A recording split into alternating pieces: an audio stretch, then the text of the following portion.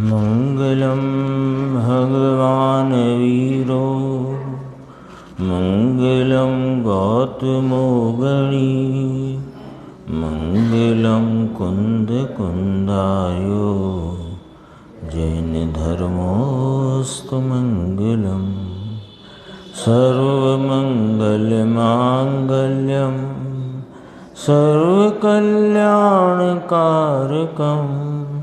प्रधानं सर्वधर्माणां जैनं जयतु शासनम्। मैं नमो तीर्थनायक को, नमो ओंकार वाणी को, नमो उन कुंद प्रभु को जिन्होंने ओंकार धारण की। अहो उपकार जिनवर का, कुंद का दिव्य वाणी का, जिन कुंद ध्वनि दाता उनका हान स्वामी का। नमः समय साराय स्वानुभूत्या चकासते चित् स्वभावाय भावाय सर्वभावांतरचिदे। समय सार जी परमागम के परिशिष्ट में जो 47 शक्तियों की चर्चा आचार्य भगवान ने की, उस पर पूज्य गुरुदेव श्री के 1977 के व्याख्यान अपन सुन रहे हैं। और आज 36वीं शक्ति अभाव भाव शक्ति की चर्चा आज चल रही थी, कल प्रारंभ हुई थी और आज भी चली और कल भी चलेगी ना। इसमें गुरुदेव श्री ने अभाव भाव शक्ति की कल आई थी चर्चा, ख्याल में होगी कि जो परिणाम अभी अभाव रूप है वो इस अभाव भाव शक्ति से स्वतः भाव रूप हो जाता है। यानी उसे किसी अन्न की दरकार, अन्न की आवश्यकता ज़रूरत नहीं है। अभाव भाव शक्ति पहले आई थी भाव अभाव शक्ति, यानी जो वर्तमान भाव है उसका अगले समय में स्वतः अभाव होता है, और जो परिणाम अभी नहीं है वह अभाव रूप है, उसका भाव हो जाता है वो अभाव भाव शक्ति से। इसकी चर्चा चली। इसमें गुरुदेव श्री ने श्रद्धा गुण पर, चारित्र गुण पे, आनंद गुण पे, ज्ञान गुण पे, शांति में और पुरुषार्थ में, वीर पे, हर तरीके से हर गुण में इसकी को घटित करके अपने सामने चर्चा रखी कि अभी मान लो चारित्र स्वरूपाचरण चारित्र है वर्तमान में और उसमें विशेष स्थिरता बढ़ी, तो विशेष स्थिरता का वर्तमान में अभाव है, तो वह विशेष स्थिरता रूप भाव स्वतः उत्पन्न होता है। ऐसी अभाव भाव शक्ति आत्मा में है। इसमें एक ये ज्ञान गुण की चर्चा है, इसको अपन देखते हैं। पेज नंबर 490 है हिंदी में। श्रद्धा गुण का जैसे अभी क्षयोपशम संकेत है, क्षायक संकेत नहीं है, तो क्षायक संकेत का वर्तमान में अभाव है, तो क्षयोपशम संकेत चला जाएगा और क्षायक संकेत हो जाएगा, तो अभाव का भाव हो जाएगा। नहीं, क्षयोपशम संकेत में भी 3 प्रकार पड़ते हैं ना, उपशम संकेत, क्षयोपशम संकेत, क्षायक संकेत। तो अभी क्षयोपशम संकेत पलट करके क्षायक संकेत हो गया, तो क्षायक संकेत का वर्तमान में अभाव है, उस अभाव का भाव हो जाएगा। किससे? के अभाव भाव शक्ति से, भगवान के पादमूल से कि नहीं, किसी और कर्म के क्षय हो जाने से। पहले अपन अब उसको ऐसे जाना जाता है ना, ऐसे बताया जाता है कि क्षयोपशम संकेत है, माने दर्शन मोहिनी का कुछ उपशम है, कुछ क्षय रूप भाव है। फिर दर्शन मोहिनी का सर्वथा क्षय हुआ तो क्षायक हो गया, ये तो बताया गया। लेकिन वो क्षयोपशम संकेत है और छायक संकेत नहीं है तो छायक संकेत का अभाव है, वो अभाव का भाव हो जाएगा अभाव भाव शक्ति से, तो वो दर्शन मोहिनी के क्षय होने से हो जाएगा। इसका निषेध आ गया। अब देखो यहाँ ज्ञान की बात करते हैं। यहाँ तो ज्ञान गुण में अभाव भाव नाम का गुण अंदर नहीं है। ज्ञान गुण में अभाव भाव नाम का गुण नहीं है, क्योंकि ज्ञान गुण रूप है। लेकिन ज्ञान गुण में अभाव भाव नाम के गुण का रूप है। समझ में आई ना बात निर्देश भाई, अंकुर भाई, समझ में आई बात? देखो, सोने की अंगूठी है आपके हाथ में, तो सोने का जो पीलापन है वो पीलेपन में चिकनापन नहीं है, क्योंकि चिकनापन स्पर्श का भाव है और पीलापन वर्ण गुण का भाव है। ऐसे समझने के लिए बात करते हैं। तो पीलेपन में चिकनापन नहीं है क्या? नहीं, लेकिन वो पीलेपन में चिकनेपन का रूप है, क्योंकि जो आपके हाथ में सोना है वो पीला तो है, पर पीला कैसा पीला है कि चिकना पीला है। तो पीलेपन में चिकनेपने का रूप है, पीलेपन में चिकनापना नहीं है। यदि पीलेपन में चिकनापना हो तो वर्ण गुण में स्पर्श गुण हो गया। तो वर्ण गुण जुदा है, स्पर्श गुण जुदा है, तो दो गुण अलग अलग कब सिद्ध होंगे? अपन तो जो रूपी पदार्थ दिखता है उसको दृष्टांत में लेते हैं। तो वर्ण गुण और स्पर्श गुण दो अलग अलग गुण कब सिद्ध होंगे? कि जब वर्ण गुण वर्ण रूप से पर्ण में, स्पर्श गुण स्पर्श रूप से पर्ण में। लेकिन सोना वर्ण स्पर्श आदि ऐसे पीले चिकने आदि भावों का अभेद पिंड है कि उसमें ये सब घुसा घुसा करके बनाया गया है। अभेद है ना, तो अभेद है तो पीलापन चिकनेपन, पीलेपन में चिकनापन नहीं, लेकिन पीलेपन में चिकनेपने का रूप है। आई बात ख्याल में? अभी देखो, यहाँ तो ज्ञान गुण में अभाव भाव नाम का गुण अंदर नहीं, परंतु उसका रूप है। इस कारण से अभाव भाव नाम के गुण का रूप ज्ञान गुण में होने के कारण से ज्ञान की पर्याय में वर्तमान में विशेष का अभाव है। विशेष माने अधिक जानने का या अन्य जानने का। तो ज्ञान की पर्याय में वर्तमान में विशेष का अभाव है, तो विशेष के अभाव में भाव हो जाएगा इस अभाव भाव शक्ति के कारण से।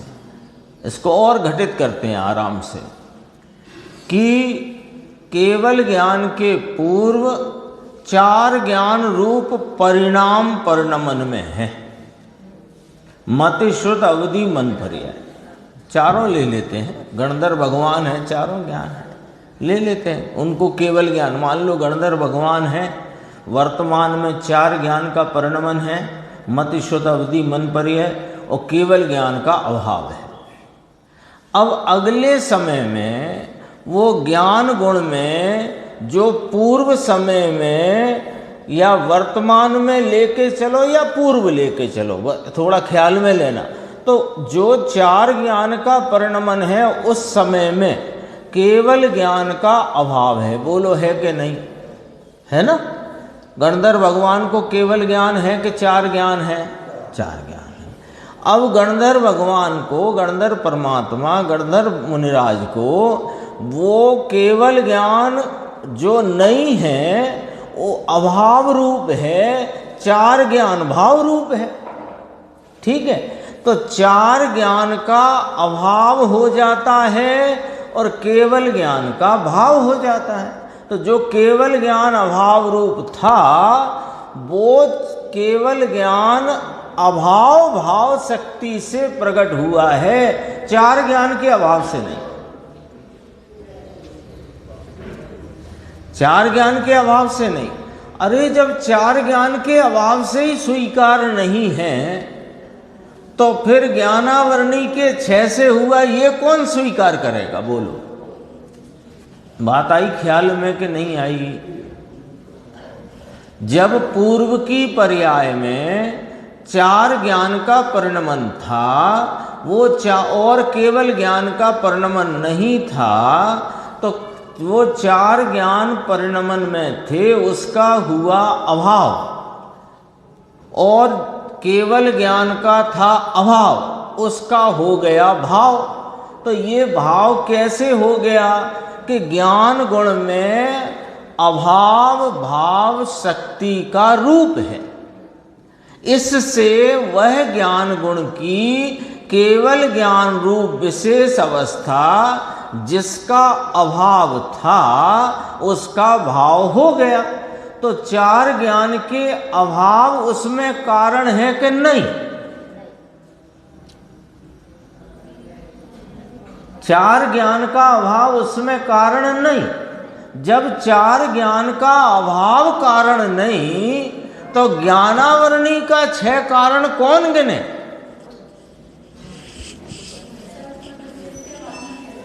हैं? विशेष के अभाव में विशेष, देखो विशेष का ये केवल ज्ञान लो, केवल ज्ञान विशेष माने जो परिणाम होता है ना, तो उसमें यहाँ अपन ये निर्मल की बात चलती है, तो वृद्धि की बात लो, वृद्धि की। तो विशेष माने वृद्धिगत भाव। अभी अपन केवल ज्ञान पे घटित करते हैं सामान्य। अभी कोई भी समकिति ज्ञानी साधक है, उसका कोई ज्ञान का भाव है, वो सम्यक ज्ञान, भाव शुद्ध ज्ञान, उस ज्ञान का एक परिणाम जो वर्तमान है उसमें अगले बढ़ते हुए ज्ञान का अभाव है, उसका नाम विशेष। तो वो बढ़ते हुए का अभाव है तो बढ़ते हुए का भाव हो जाएगा।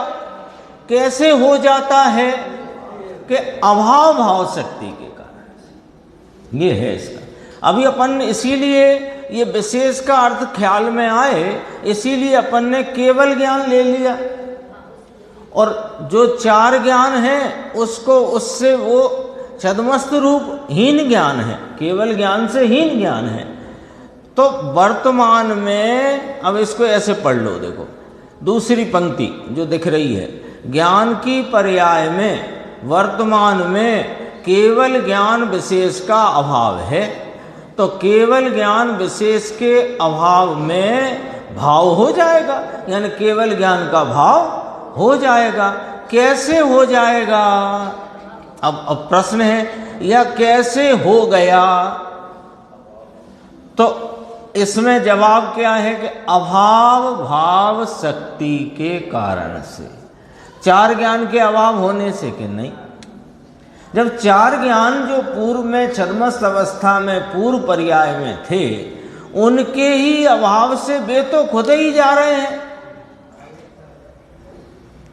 तो उनसे नहीं तो हम, निर्देश भाई, जब उनसे नहीं तो फिर ज्ञानावरणी के 6 को कौन गिने? कौन गिने ज्ञानावरणी के 6?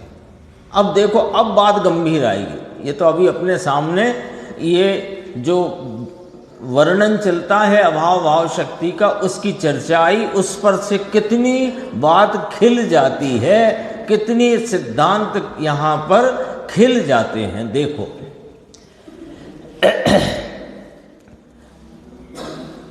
विशेष के अभाव में भाव हो जाएगा। विशेष का अभाव माने केवल ज्ञान के अभाव में केवल ज्ञान हो जाएगा। किससे? के अभाव भाव शक्ति के कारण से। ये बड़ा निमित्त का घोटाला इसमें उड़ जाता है। निमित्त का घोटाला उड़ गया। क्या निमित्त का घोटाला है? साहिब ज्ञानावरणी का 6 हो, हैं, दर्शनावरणी का क्षय हो तो केवल ज्ञान केवल दर्शन की उत्पत्ति हो, अन्यथा कैसे हो कि ये निमित्त का घोटाला है भाई साहब। ये तो उस समय हुई अवस्था का निमित्त रूप कर्म के क्षय से तुम्हें उसकी अपेक्षा लेकर के उस परिणाम विशेष का ज्ञान कराया है। ज्ञान ज्ञानावरणी केवल ज्ञान ज्ञानावरणी के क्षय से नहीं उत्पन्न होता। यदि तुम ऐसा मानते हो तो ये घोटाला है। ये वस्तु स्वरूप के संबंध में अपनी समझ में घोटाला है। ये घोटाला उड़ गया। बोलो, घोटाला उड़ गया। काहे से उड़ गया? कि अभाव भाव शक्ति के कारण से। ये बड़ा निमित्त का घोटाला इसमें उड़ जाता है। कहो चंदू भाई, निमित्त से होता है यह बात उड़ जाती है। गुरु से ज्ञान मिलता है, भगवान की वाणी सुनने से ज्ञान की वृद्धि होती है, ये सब बात उड़ जाती है। बोलो अंकुर भाई, तुम्हें नहीं पता होगा कदाचित 3 दिन पहले 2 दिन पहले कि अभाव भाव शक्ति का क्या स्वरूप है। अभाव भाव शक्ति माने जो वर्तमान में भाव अभाव रूप है उसका भाव अभाव भाव शक्ति से हो जाता है। ऐसा 2 दिन पहले नहीं मालूम हो कदाचित, और आज मालूम हुआ तो सुनने से मालूम हुआ ये बात झूठी है। यहां टीवी की स्क्रीन में पढ़कर मालूम हुआ ये बात झूठी है। आचार्य भगवान की वाणी सुनने से, गुरुदेव श्री के व्याख्यान सुनने से हुआ झूठी है। लिखा है उसमें, गुरु से ज्ञान मिलता है, भगवान की वाणी सुनने से ज्ञान की वृद्धि होती है, यह सब बात उड़ जाती है।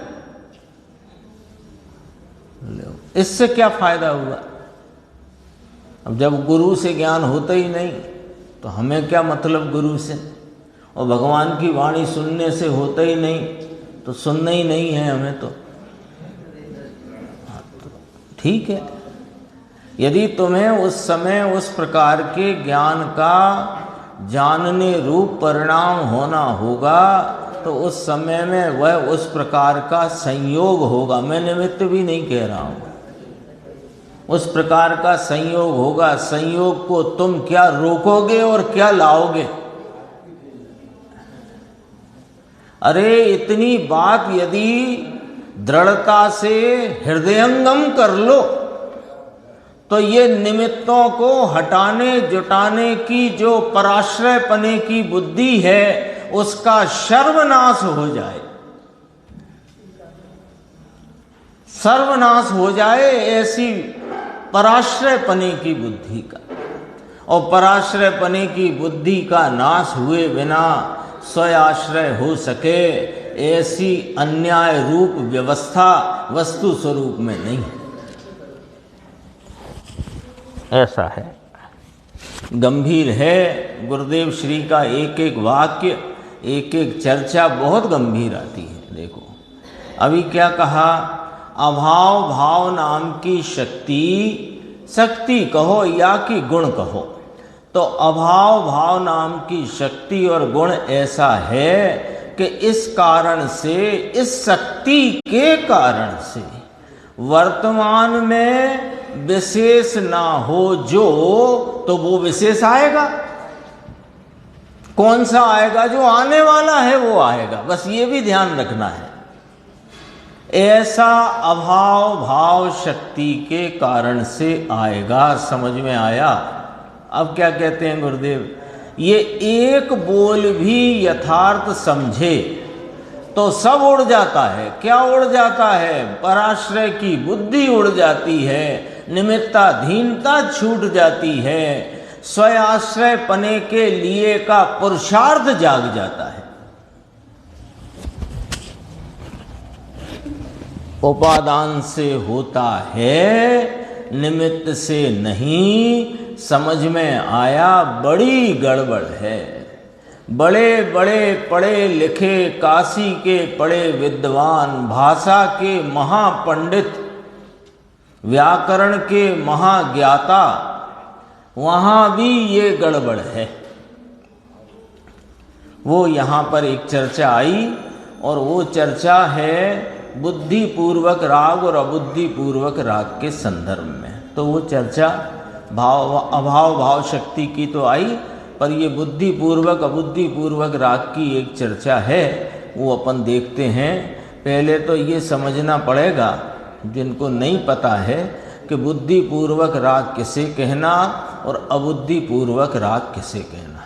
संक्षेप में अपन बात करते हैं कि जो उत्पन्न होता हुआ राग, राग उपजता है ना जीव की पर्याय में, जितना पराश्रयपना है उतना वहाँ राग की उत्पत्ति है। जितना पराश्रयपना है, बराबर शब्द पे ध्यान देना, उसको तोलना, तोलना माने उसकी कहाँ उपयोगिता किस प्रकार है समझने में देखना है ना। जितना पराश्रयपना है जीव को, उतना उसकी परिणति में राग की उत्पत्ति होती है। ऐसा जो उत्पन्न होता हुआ जो राग है, जो ज्ञान के परिणाम जो जानने का है, उसमें ख्याल में आए वो बुद्धिपूर्वक, और जो ख्याल में नहीं आए वो अबुद्धिपूर्वक। समझ गए? ठीक है ना। जैसे इसी में आएगी चर्चा, पर थोड़ी समझ के चलते हैं। जैसे कि मुनिराज को 7वें गुण स्थान में और श्रेणी के 8वें 9वें गुण स्थान में उपयोग तो एक अपने स्वरूप में ही लीन है, तो उसमें उस काल में भी उनको अबुद्धिपूर्वक का राग वर्तता है। क्यों? कि उपयोग स्वरूप में लीन है, तो उपयोग में तो ये स्वरूप संपदा का ही संचेतन वेदन में ख्याल में है, और वहाँ अभी पूर्ण स्वाश्रयपना नहीं है, तो जितना अभी स्वाश्रयता की कमी है उतना वहाँ राग भी उत्पन्न हो रहा है। वो उत्पन्न होता राग, राग रूपता मलिन रूपता से है, यद्यपि तथापि वह ख्याल में नहीं आता, उसे अबुद्धिपूर्वक का राग कहते हैं। और जो ख्याल में आता है, जैसे मुनिराज को 5 महाव्रत के पालन का, 4 हाथ भूमि देखकर चलने का जो राग है और वो ख्याल में आया है, उसे बुद्धिपूर्वक का राग कहते हैं। ठीक है। अब यहाँ पर बात क्या है वो अपन देखते हैं। ये तो अपन ने ये प्रकरण में क्या विषय आ रहा है कि बुद्धिपूर्वक का राग, अबुद्धिपूर्वक का राग। चौथे गुण स्थान में भी जब साधक जीव का स्वरूप में एकाग्रता रूपी परिणाम है, उस समय में भी उसको उपयोग में स्वरूप संचेतन का भाव है, अपना स्वरूप ही ख्याल में वर्तता है, लेकिन वहाँ अभी अबुद्धिपूर्वक का राग जो ख्याल में नहीं है, उसे नए पर भी घटाएंगे, अभी नए पर भी घटाएंगे। तो अबुद्धिपूर्वक माने चौथे गुण स्थान वाला हो, 5वें वाला हो, 6वें वाला हो, 7वें वाला हो, सबको अबुद्धिपूर्वक का राग है। आगे भी है, 10वें तक है, जहाँ तक बंद है। अभी देखो क्या कहते हैं। ये तो पहले बेचारे देवकी नंदन कहते थे, है ना। देवकी नंदन जी एक पंडित हुए हैं, बड़े विशाल माने काफ़ी प्रसिद्ध विद्वान थे, और वहाँ भी रहे वो सेठ जी के पास इंदौर में, है ना। सर सेठ हुक्मचंद जी थे ना इंदौर में, तो उनको ऐसा था कि उनको जैन सिद्धांत पढ़ने की बहुत जिज्ञासा, बहुत रुचि थी, और उनकी सामर्थ्य भी बहुत थी। तो वे विद्वानों को उन्होंने तो वहाँ इंद्र भवन बना करके विद्वान वहाँ रहते थे, उन्हें पढ़ाते थे। तो देवकी नंदन जी भी उनमें एक विद्वान थे। तो देवकी नंदन कहते थे, इंदौर वाले देवकी नंदन थे ना, इंदौर वाले कहलाते थे वो, चूँकि इंदौर रहते थे, कि पंचाध्यायी में उनकी भूल थी। उनने स्वयं स्वीकार किया कि पंचाध्यायी के अर्थ में हमसे भूल हुई है। जब आए थे तब मैंने बताया था। तो वे कहने लगे, कौन? देवकी नंदन जी, कि हम पंडित लोग लिख डालते हैं। हम पंडित लोग जो आचार्य भगवंतों के गाथा सूत्र हैं, उनकी संस्कृत टीकाएं हैं, हम तो उसका अर्थ आदि व्याकरण है ना, व्याकरण के तो पंडित हैं, तो हम तो लिख डालते हैं। उन्होंने ऐसा बोल लिया था पंचाध्यायी में कि 6वें गुण स्थान में बुद्धिपूर्वक का राग है और 7वें गुण स्थान में अबुद्धिपूर्वक का राग है। उन्होंने पंचाध्यायी का बनाया है ना अर्थ, तो उसमें लिखा। तो हमने कहा, यानी गुरुदेव श्री ने कहा, ऐसा नहीं है। 6वें में भी अबुद्धिपूर्वक का राग है और 7वें में भी अबुद्धिपूर्वक का राग है। 6वें में कौन सा अबुद्धिपूर्वक का कहलाएगा राकेश भाई?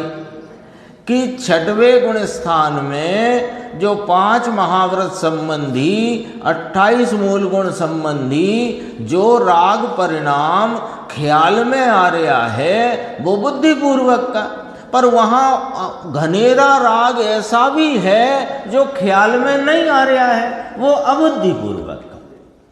तो उन्होंने तो सीधा, क्योंकि वे तो उन्होंने स्वयं का हम तो लिख डालते हैं। अब 7वें गुण स्थान में राग है, इतना सिद्ध करना है, क्योंकि शुद्ध उपयोग की दशा है, तथापि वहाँ राग है, ये सिद्ध करना है, तो वहाँ अबुद्धिपूर्वक राग है, इसकी मुख्यता करके कथन किया। और 6वें में तो 5 महाव्रत 28 मूल गुण का दिखता हुआ राग है, तो वहाँ बुद्धिपूर्वक की मुख्यता करके कथन किया। लेकिन इसका तात्पर्य ये नहीं है कि वहाँ अबुद्धिपूर्वक का नहीं है, वहाँ भी अबुद्धिपूर्वक का राग वर्तता है 6वें गुण स्थान में। अब 6वां गुण स्थान ना पूछना, क्योंकि कल बात हो गई है 6वें गुण स्थान की, हो गई थी ना कल बात। कब हुई थी, कहाँ हुई थी? द्रव्यानुसारी चरणम, चरणानुसारी द्रव्यम, तब हुई थी ना 6वें गुण स्थान की बात। नहीं भूल गए हो तो कल का सुन लेना, तो याद आ जाएगी। कल अपन ने चर्चा करी थी 6वें गुण स्थान। देखो क्या है, कल भी कहा था मैंने, शायद दोपहर को कहा था, इसलिए अब सुबह फिर कह देते हैं कि ये जैन दर्शन बहुत अलौकिक है। इसकी समझने के लिए बहुत प्रयत्न चाहिए। सामान्यपने ऐसे ही 1 घंटे 2 घंटे आधा घंटे सुन लिया मात्र, चलो आधा घंटे ही सुनो, 1 घंटे ही सुनो, लेकिन वो सुने हुए को घोंटे बिना वो नहीं आएगा। तो प्रयत्न तो चाहिए। मतलब अपन यहाँ से जाकर के झाड़ के निकल जाएं तो फिर कुछ नहीं आएगा समझ। फिर बस इतना जरूर लाभ हो जाएगा कि जितने समय आप यहाँ हो उतने समय कषाय की मंदता रहेगी, तो संसार की चक्रिया चलती रहेगी। संसार से मुक्ति का मार्ग ये सुन के भी नहीं मिल पाएगा। ये सुनकर जो सुनने नहीं मिलता, अच्छे अच्छे अरबपति खरबपति राजा महाराजाओं को वो चीज अपने को मिली है। देखो क्या कहते हैं, पंचाध्यायी का बनाया है ना, तो उसमें लिखा, तो गुरुदेव ने कहा कि हमने कहा ऐसा नहीं है, तो उन्होंने कहा फिर क्या है आप बताओ। तो कहा कि 6वें गुण स्थान में बुद्धि पूर्वक और अबुद्धि पूर्वक दोनों प्रकार का राग है, और 7वें में अबुद्धि पूर्वक एक है। बुद्धि पूर्वक 6वें में है और 7वें में अबुद्धि पूर्वक। ऐसा नहीं है कोई ऐसा एकांत मान के बैठ जाए कि 6वें में बुद्धि पूर्वक का राग और 7वें में अबुद्धि पूर्वक का राग, तो ऐसा नहीं है। क्या कहा, समझ में आया? मुमुक्षु ने कहा छठवें में है साहब, अबुद्धि पूर्वक भी है, कि हाँ अबुद्धि पूर्वक है। अब तो दिक्कत नहीं आ रही ना अबुद्धि पूर्वक बुद्धि पूर्वक में। क्यों भाई राकेश जी, अक्षय भाई, समझ में आ रही ना बुद्धि पूर्वक क्या बुद्धि पूर्वक क्या आ रही ना ख्याल में? और समझाएंगे और समझाएंगे, बस समझना चाहे जो कोई तो समझ में आ जाएगा। इतनी चर्चा तो इसमें आई है गुरुदेव की व्याख्या में। कोई कहेगा कि इसकी जरूरत ही क्या थी, अब चूंकि आज प्रकरण आया है, अभाव भाव शक्ति की चर्चा हो ही चुकी है और ये प्रकरण ऐसा है थोड़े अपने ख्याल में आना चाहिए, तो आया है तो अपन उसकी चर्चा करते हैं। देखो अबुद्धि पूर्वक है चौथे गुण स्थान में, कि चौथे में भी है किंतु उसकी यहाँ बात नहीं है। क्यों नहीं है यहाँ बात? यहाँ छठवें और सातवें की बात है, मुनिराज की बात है। तो चौथे में भी बुद्धि पूर्वक और बुद्धि पूर्वक दोनों है। चौथे में भी उपयोग में जो राग बुद्धि पूर्वक का ख्याल में आता है वह है, और उपयोग काम नहीं करता, यानी उपयोग जिसे नहीं पकड़ पाता, ऐसा अबुद्धि पूर्वक का राग चौथे में भी है। 2 लाइन छोड़ दो, नीचे देखो, फिर से कहते हैं वो एकदम नहीं जाने देते।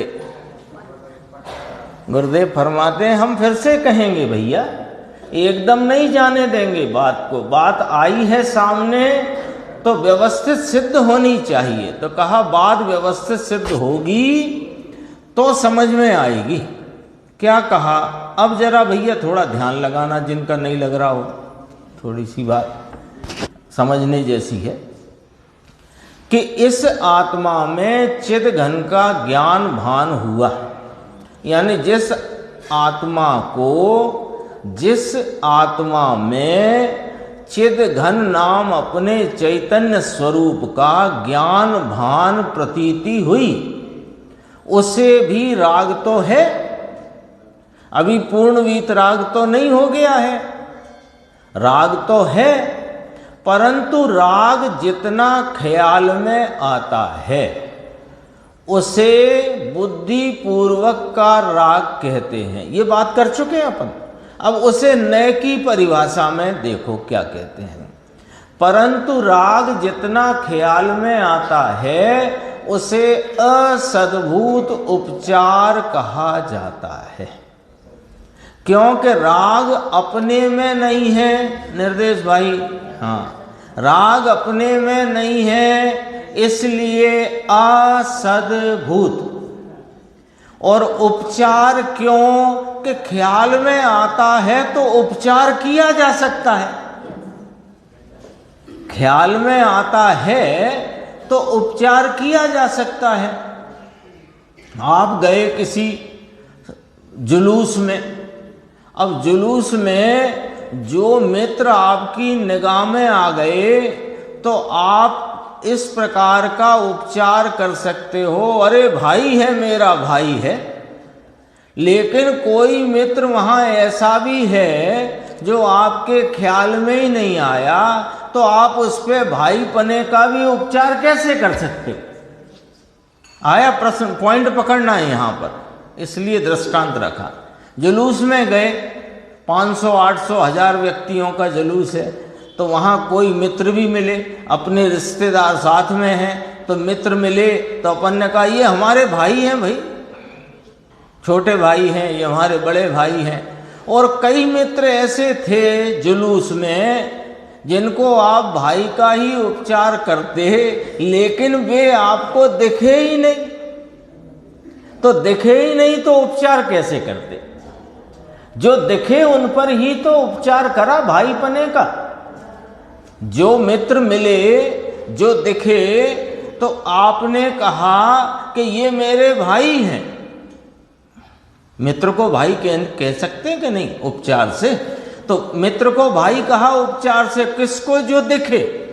और अनेकों मित्र, 4 मित्र, 10 मित्र, 20 मित्र ऐसे भी होंगे जो आपको दिखे ही नहीं उस भीड़ में, तो फिर आप उपचार कैसे करोगे? ऐसे ही जो राग उपयोग में ख्याल में आता है उस पर उपचार किया जा सकता है। तो बुद्धि पूर्वक का राग असद्भूत उपचार नय से कहा जाता है।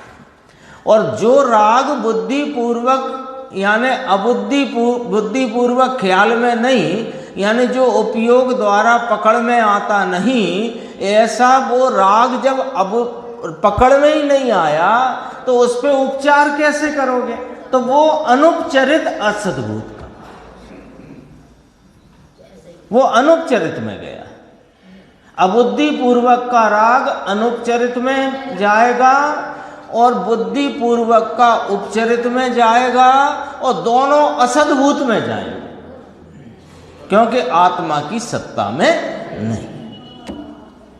अब देखो,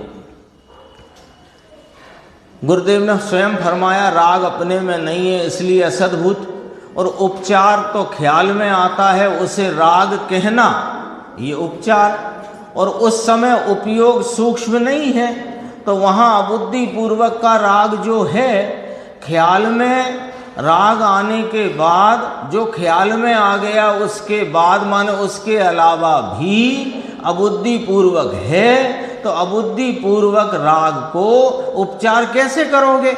नहीं करोगे तो कहा असद्भूत अनुपचार नय का विषय कहा गया है। ये चर्चा 11वीं गाथा में जो 4 प्रकार के व्यवहार की बात कही है, वहां पर भी ये चर्चा गुरुदेव श्री ने स्पष्ट करी है। वहां का ना व्यवहार ने सब ही अभूतार्थ है, देख लेना 11वीं गाथा का प्रवचन, सब व्यवहार ने सब ही अभूतार्थ है। तो वहां पर व्यवहार नय में 4 प्रकार के व्यवहार नय आगम में कहे गए हैं, तो वहां कौन से व्यवहार नय ज्ञानते आत्मा तक उन्होंने वो बात को व्यवहार नय में डाला।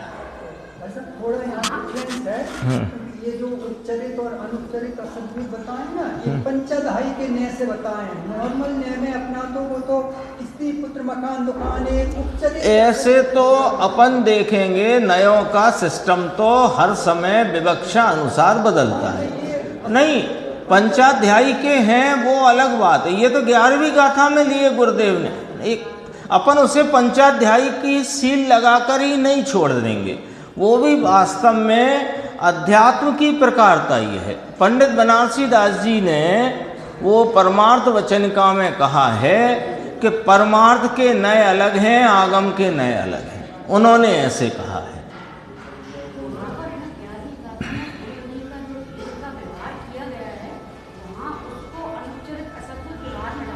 सद्भूत में गुण, हाँ, ज्ञानते आत्मा और गुणगुणी का भेद आदि ये सद्भूत में लिए, और राग आदि के वे असद्भूत में लिए।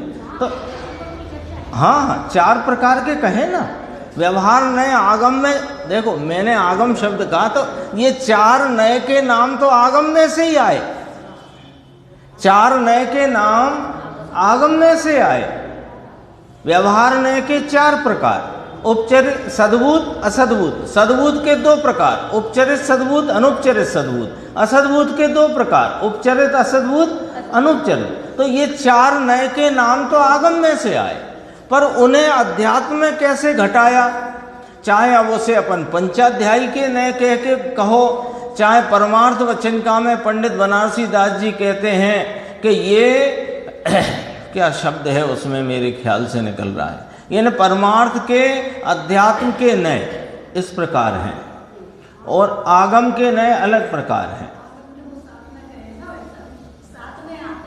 नहीं, वो एक अलग नए हैं, वो 7 नए अलग हैं। अपन तो जो निश्चय व्यवहार वाले जो व्यवहार 4 हैं उसमें वो अलग हैं, वो एवं भूत नए और नैगम नए वो अलग हैं, वो तत्वार सूत्र में आए हैं 7 नए। हाँ, ये भी आगम में आए हैं निश्चय नए। अब आगम की शैली से देखो, आगम की शैली से राग अशुद्ध निश्चय नए का विषय है। आगम की शैली राग को अशुद्ध निश्चय नय कहती है। क्यों? कि आत्मा की पर्याय में ही होता है इसलिए निश्चय, और अशुद्ध है इसलिए अशुद्ध निश्चय नय। और अध्यात्म राग को यहाँ गिनता ही नहीं, तो यहाँ नहीं गिनता तो असद्भूत में डालते।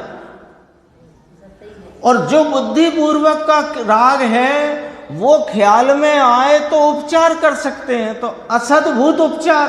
और जो अबुद्धि पूर्वक का नए ख्याल में ही नहीं आता, उसमें उपचार किसका करें? तो अनुपचरित असद्भूत। हाँ, मैंने जो कहा, आपने जो बात सुनी ना, उसमें मैंने कहा ये 4 नए आगम के हैं। आगम के नए का अर्थ ये है कि ये व्यवहार नए के 4 प्रकार आगम में कहे गए हैं। वहाँ शुद्ध निश्चय नय, एक देश शुद्ध निश्चय नय, फिर वो परम शुद्ध निश्चय नय, वो व्यवहार नय, ये आई ना चर्चा, नए चक्र में आई है और भी स्थान पे आई है। पर यहाँ पर जो बात चल रही है, यहाँ पॉइंट ये था कि 6वें गुण स्थान में अबुद्धि पूर्वक का राग है ही नहीं, 7वें में ही है। ऐसा जो लिखा पंडित देवकी नंदन जी ने, उनने पूछा कि इसमें साहिब क्या गलती हो गई, तब गुरुदेव ने उसे स्पष्ट किया। और स्पष्ट किया तो उसको 2 प्रकार से स्पष्ट किया। पहले तो ये कहा कि 6वें में दोनों प्रकार के हैं, 7वें में एक प्रकार का है, ठीक है। अब उसी को गुरुदेव फरमाते हैं कि इसको नए के द्वारा भी कहा जा सकता है। तो नए के द्वारा कैसे कहा जा सकता है, वो चर्चा यहाँ पर अपन पढ़ रहे हैं। देखो उपचार, मैं क्यों कह रहा था, आगम के ने बिल्कुल आपने ठीक कहा कि आगम के निश्चय और व्यवहारी 2 तरह के, हाँ। पंचदहाई में जो ये अभी अपन चल रहे हैं, हाँ। पंचदहाई के, और दूसरा जो असद्भूत वगैरह है ना, जैसे स्त्री पुत्र मकान दुकान, तो ये अपनी चर्चा। हाँ हाँ हाँ, आप बताइए। तो उपचरित असद्भूत में इससे बहुत दूर का संबंध वाले, अनुपचरित असद्भूत में जो शरीर और कर्म वाले, ये आगम शैली है। जो राग है ना भाई साहब, हाँ। इसको उन्होंने अनुपचरित सद्भूत उपचरित व्यवहार, अशुद्ध निश्चय में लिया है इसे, पहले राग को अशुद्ध निश्चय में लिया है। देखो, नए की विवक्षा तो हर विवक्षा के अनुसार बदलती जाएगी। आप उस पे कोई वो स्तंभ बनाकर नहीं रख सकते नए की विवक्षा को। नए तो बदलता जाएगा। जब ये सम्यक दर्शन ज्ञान चारित्र का जो परिणाम है, ये निश्चय रत्नत्रय कहा गया, और आलम्बन भूत आत्मा की अपेक्षा इसे व्यवहार कहते हैं। और राग को शुद्ध क्या है, शुद्ध निश्चय नय की कथनी का कथन, शुद्ध द्रव्य के निरूपण स्वरूप कथनी का कथन है कि राग परिणामात्मा का ही है। फिर आगम में अशुद्ध निश्चय ने कहा। यहाँ पर आप इसे पंचाध्यायी का कहो या फिर अध्यात्म के नए कहो, यहाँ पर राग को असद्भूत में डाला। अब पॉइंट, अपना विषय यहाँ पर ये है कि राग असद्भूत व्यवहार नय का विषय है, बुद्धि पूर्वक उपचरित असद्भूत व्यवहार नय है, अबुद्धि पूर्वक अनुपचरित असद्भूत व्यवहार। विषय तो ये है, इतना ही है यहाँ पर, है ना। ये देखो, ये बात अकेली यहाँ जो आई है, ये देवकी नंदन जी की चर्चा के संदर्भ से आई है। 11वीं गाथा के प्रवचन आप देखना, वहाँ सर्व व्यवहार ही वो अभूतार्थ है, असत्यार्थ है।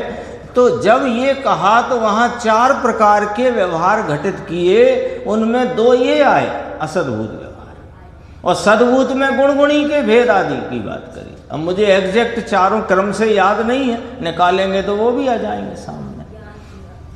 देखो, ख्याल में राग आने के बाद अबुद्धि पूर्वक, अब देखो, इसे पढ़ोगे आप तो चक्कर में पड़ जाओगे।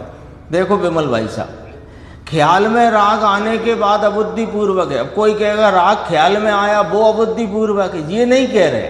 ख्याल में जो राग आया वो बुद्धि पूर्वक है, वहां पर वो होने पर भी अबुद्धि पूर्वक का राग है।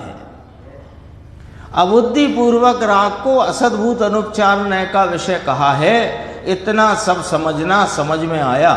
ये बुद्धि पूर्वक और अबुद्धि पूर्वक 4, 5 और 6 तक होता है, 7वें में अकेला बुद्धिपूर्वक का होता है और 7वें से आगे भी होता है घटता हुआ। उन्होंने कहा कि हमें भूल बताओ, हम पंडित लोग निमित्ताधीन दृष्टि से पढ़े हैं। स्पष्ट कहा कि सब पंडित, उन्होंने ही कहा, पंडित जी ने ही कहा कि सब पंडित निमित्ताधीन से पढ़े हैं, हमारी सब वृत्ति निमित्ताधीन से है। ये पढ़ाई हमारे पास नहीं थी जो प्रभु आपने हमें समझाई है, हम लाए कहाँ से, ऐसा बेचारे कहते थे। ये तो पुराने पंडित जयचंद जी छाबड़ा, पांडे राजमल जी साहब, पंडित बनारसी दास जी, पंडित टोडरमल जी, पंडित दीपचंद जी कासलीवाल, आत्मानुभवी, उन्होंने ये बातें निकाली हैं जो गुरुदेव ने अपने को छान छान के दे दी। ऐसा बेचारे कहते थे, वे गुजर गए। चर्चा थोड़ी और भी थी, बस समय होता जा रहा है। देखो एक इतनी सी मैं बात इसमें से लेता हूँ, फिर एक प्रश्न तो ले ही लेंगे। 493 है,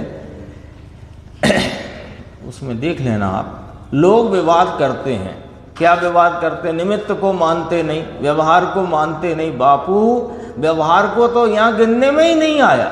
शक्तियों का प्रकरण है, तो शक्तियों का प्रकरण शुरू कहाँ से हुआ राकेश भाई? कि इस चैतन्य परमात्मा को ज्ञान असाधारण स्वयं संवेद्यमान लक्षण से लक्षित करने पर एक ज्ञप्ति मात्र भाव में अंतःपातनी अनंत शक्तियां उछलती हैं। राग उछलते ही नहीं, तो राग की बात ही नहीं। देखो, यहां शक्ति के वर्णन में तो व्यवहार और निमित्त को गिनने में आया ही नहीं है, क्योंकि अब ये जो अंडरलाइन दिख रहा है यहां पर, वो जरा बात पकड़ने के लिए ये पॉइंट लिया गया है। क्योंकि व्यवहार का ज्ञान अपने में होता है, तो वो जो ज्ञान होता है, होते हुए राग का जो ज्ञान होता है, वह निर्मल रूप से गिनने में आया है, वो शक्तियों के प्रकरण में है। और जो राग जो जानने में आया है, वो राग इससे बाहर है। जो अभी का वीतराग हो गया, शक्तियां उछली हैं, वीतराग पूरा हो गया कि नहीं? वीतरागता का जन्म हो गया। तो जो वीतरागता है वो शक्तियों के परिणमन रूप है, वो शक्तियां वीतरागता के परिणमन रूप हैं। शक्तियों के प्रकरण में उसे गिना जाएगा, राग को नहीं। लेकिन उस होते हुए राग का ज्ञान है, वो निर्मल है, उसे यहां गिना जाएगा। लिखा है इसमें, व्यवहार का ज्ञान अपने में होता है, उस पर्याय को निर्मल रूप से गिनने में आया है, व्यवहार नहीं। क्या कहा समझ में आया? रागादि व्यवहार होता है, परंतु यहाँ शक्ति के वर्णन में सभी शक्तियां निर्मल हैं, तो उसकी दृष्टि करने से निर्मल परिणति ही होगी। मलिन परिणति की बात यहाँ है ही नहीं। कोई कहे थोड़ी मलिनता तो है ना अभी, तो कहा कि हाँ है, उस मलिनता का यहाँ ज्ञान करते हैं। वो ज्ञान पर्याय मेरी है, मलिनता मेरी नहीं। ये ज्ञानियों का अंतर दृष्टि का जो, यानी उनकी अंतर्दृष्टि में जिस प्रकार वे देखते हैं, जिस प्रकार उन्हें दिखाई देता है, उसकी यहाँ चर्चा है। देखो, एक प्रश्न अपन ज्ञान गोष्ठी का लेते हैं, 354 नंबर। श्रद्धान के दोष और चारित्र के दोष में क्या अंतर है? प्रश्न महागंभीर है, महागंभीर है। क्यों कि हम लोग भी जो रोज ये बात सुनते हैं, समझते हैं कि श्रद्धा गुण का कार्य जुदा है, चारित्र गुण का कार्य जुदा है, फिर भी हम घालमेल करते रहते हैं। कैसे घालमेल करते हैं? हम तो नहीं करते केवल चंद जी भाई साहब, हम तो नहीं करते। हम तो जानते हैं श्रद्धा प्रतीति को कहते हैं, चारित्र राग वीतरागता का, राग विकारी परिणाम, वीतरागता निर्मल परिणाम। हम क्या जानते नहीं है? तो कहा तुम जानते होने पर भी घालमेल करते हो, तुम जानते होने पर भी कि मेरे हाथ में नमक का डिब्बा है, इससे दूध मीठा नहीं होएगा, फिर भी तुम दूध में डाले चले जा रहे हो, तो घालमेल ही कर रहे हो। बोलो क्या घालमेल कर रहे हैं? कि चारित्र के भाव से मेरी श्रद्धा सुधर जाएगी, मेरी श्रद्धा सम्यक हो जाएगी। बोलो घालमेल है कि नहीं? राग की मंदता से मेरी श्रद्धा में परिवर्तन होगा, राग की मंदता से मेरी श्रद्धा प्रतीति सम्यक होगी। तुम्हें ये भूल पड़ी हुई है, भ्रांति चल रही है। देखो अभी यहां पर बात आती है, श्रद्धान के दोष में और चारित्र के दोष में क्या अंतर है? तो उत्तर, श्रद्धान के दोष में और चारित्र के दोष में महान अंतर है, बड़ा अंतर है। यहां लिखा था पहले राई और पहाड़ जैसा। श्रद्धा का दोष राई समान और वो पहाड़ समान, और चारित्र का दोष राई समान है। और ये भ्रांति से पीड़ित ये अनादि का मिथ्या दृष्टि जीव, ये वो राई समान दोष को तो पहाड़ समान गिनता है, और पहाड़ समान श्रद्धा के दोष को राई समान जानता है।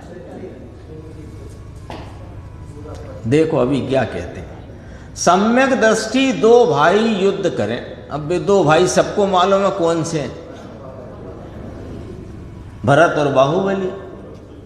सम्यक दृष्टि दो भाई युद्ध करें, जीवों की हिंसा हो, तथापि इस शरीर की क्रिया का और राग का कर्ता उनमें से एक भी नहीं, दोनों ज्ञाता ही है। तो कहा वहां तो कोई ऐसा रक्तपात नहीं हुआ, उस युद्ध में कोई हिंसा नहीं हुई। कैसे नहीं हुई? कैसे नहीं हुई? जो जलयुद्ध मलयुद्ध जो हुआ उसमें क्या घात नहीं होता जीवों का? कोई कहेगा ना वैसी हिंसा नहीं हुई, तलवारबाजी नहीं हुई, तो दोनों की सेनाओं के बीच हिंसा नहीं हुई। पर हिंसा कैसे नहीं हुई? हिंसा तो हुई। देखो, सम्यक दृष्टि दो भाई युद्ध करें, जीवों की हिंसा हो, तथापि इस शरीर की क्रिया का और राग का कर्ता उनमें से एक भी नहीं है, दोनों ज्ञाता ही हैं। ये तो हुई चारित्र का दोष, श्रद्धान का सम्यकपना। इतना अभी यहां रोक दो बात को, और के पहले तक ये किसकी चर्चा आई? ये किसकी चर्चा आई? चारित्र दोष की। श्रद्धान सम्यक है, दोष चारित्र का है। मुकेश भाई, दोनों भाई ने युद्ध किया, जीवों की हिंसा हुई, शरीर की क्रिया वहां पर मलयुद्ध जलयुद्ध आदि हुए, और उसमें उस प्रकार के द्वेष भाव का कर्ता, राग भाव का कर्ता, राग द्वेष इकट्ठे थे ना, उन्हें पोदनपुर का राग था और भाई के प्रति द्वेष था, तो वो राग का कर्ता उनमें से एक भी नहीं, दोनों ज्ञाता ही हैं। ये कौन सा दोष है अंकुर? चारित्र का दोष है। अब देखो, और मिथ्या दृष्टि द्रव्यलिंगी एक इंद्रिय जीव का भी घात नहीं करता। मजाल है कि घास के ऊपर, सचित घास पर कि कोई वनस्पति पर पैर भी रख दे, यदि कमंडल उठाकर यहां से वहां रखना हो तो पिछी द्वारा परिमार्जन ही करे। स्नान करे तो जो जल कायक जीवों का भी घात न करे। स्नान है ना, दंत धोवन नहीं, स्नान आदि। देखो, एक इंद्रिय जीव का भी घात करता नहीं, तथापि ऐसा होने पर भी वह काया और कसाय में एकत्व बुद्धि वाला होने से करता है और षट काय का घातक है। लो, ये श्रद्धा का दोषी है। वो पहले कहा वो चारित्र का दोष, ये श्रद्धा का दोषी। दोनों को मिला लो जरा, 2 मिनट लगेंगे। ये शरीर, वो जो श्रद्धावान है और दोष चारित्र में है, तथापि वह शरीर की क्रिया का राग का करता नहीं। और जिसकी श्रद्धा ही दोष रूप है, भले बाहर में कितना ही वह सावधानी और विवेक जिसे कहते हो उसमें वर्तता है, निरति 4, 5 महाव्रत, 28 मूलगुण, 5 समिति का पालन करता है, वो काया की एकत्व बुद्धि वाला है और कषाय की एकत्व बुद्धि वाला है। तो वो काया का भी करता होता है और राग का भी करता होता है, इसलिए वो षट काय का घातक है। षट काय में क्या क्या आ गया? स्थावर भी आ गए, त्रस भी आ गए, सब आ गए। फिर देखो आगे क्या कहते हैं कि आहा हा, चारित्र के दोष की अल्पता कितनी। अभी तो दोनों दोष सामने रखे, श्रद्धा का दोष क्या और चारित्र का दोष क्या। अब कहते हैं कि चारित्र के दोष की अल्पता तो समझ गए ना, कमी। चारित्र का दोष इतना सा ही, अल्पता का अर्थ इतना सा ही कि 2 भाई लड़े तो भी मोक्ष जाएं। पकड़ में आई कि नहीं आई बात? इतना ही दोष, वे चक्र चलाएं, नेत्र युद्ध, जल युद्ध, मल युद्ध, तीव्र द्वेष नहीं है, मंदा द्वेष है, तीव्र द्वेष, तो भी मोक्ष जाएं क्या गए। और श्रद्धान के दोष की महानता इतनी, महानता वहां अल्पता पड़ा था ना, अल्पता माने इतना सा, चारित्र का दोष इतना सा कि तीव्र द्वेष आदि होने पर भी शरीर की क्रिया भी युद्ध बुद्ध जैसी, आंखें लाल तमतमाती हुई, तो भी वे मोक्ष गए। और श्रद्धान का दोष की महानता माने श्रद्धान का दोष इतना बड़ा, अब लगा लो अल्पता माने राई और महानता माने पहाड़। श्रद्धान के दोष की महानता इतनी कि विपरीत परिणमन के फल में नरक निगोद जाएं। लो, द्रव्यलिंगी मुनि नरक जाता है, उसमें तो लिखा 9वें ग्रैविक तक जाता है, तो चला जाता है, फिर कहां जाता है? फिर कहां जाता है? वो सिद्ध शिला तो है नहीं है 9वां ग्रैविक कि अब लौटेगा नहीं वहां से। संसार ही है, परिभ्रमण में ही है, फिर कहां जाता है? आप लोग बोलो, मैं नहीं बोल रहा, इसमें तो लिखा था, सो मैंने एक बार बोल दिया। कहां जाता है अंकुर? निगोद। क्यों? राग के एकत्व का फल निगोद है। कल या परसों आया था कि राग बड़ा दोष, कि राग में एकत्व बड़ा दोष। राग कल्याणकारी है, ऐसा आया था। राग कल्याणकारी है, उससे अनंत गुना अकल्याणकारी राग में एकत्व है। देखो, मूल आत्मदर्शन बिना चाहे जितनी साधुपने की क्रिया करे, किंतु सभी व्यर्थ है। 6 माह के उपवास करे, त्याग करे, फिर भी आत्मज्ञान बिना वह सब शून्य है, रण में पोक समान है। रण में पोक का अर्थ समझते हैं? देखो, रण किसे कहा? रण माने वो युद्ध भूमि नहीं, रण माने रेगिस्तान। रेगिस्तान को गुजराती में रण कहते हैं। तो रेगिस्तान में जहां मीलों कुछ नहीं, क्योंकि वनस्पति नहीं तो पक्षी और जानवर भी नहीं। अब वहां पर तुम रुदन करो तो कौन सुने? और क्या उसका उस रुदन का तुम, जैसे बच्चे होते हैं ना, बच्चे गिर गए बाहर तो वहां नहीं रोते, वे जब मम्मी पापा भैया बहन के पास आते हैं फिर रोते हैं। क्यों? कि यहां रोने का फायदा है, वहां क्या फायदा था?